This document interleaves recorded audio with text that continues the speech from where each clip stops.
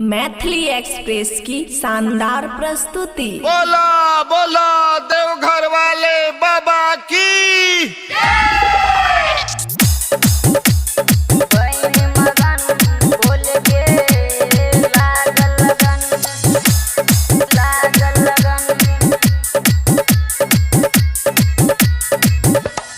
बम बम भोले कमरिया सब डोले, गाजा भांग पी के मस्ती में सब डोले।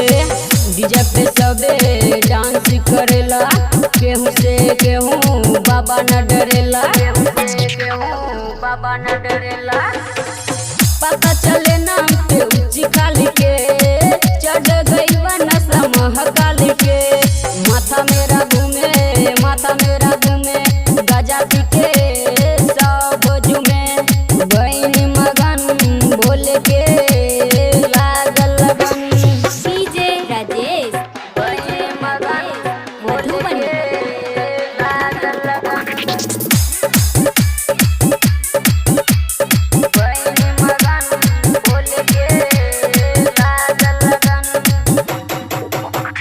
सावन के महीना लागे मन भावन, सावन के महीना लागे मन भावन। गली गली बाबा बजेला बजावन, गली गली बाबा बजेला बजावन।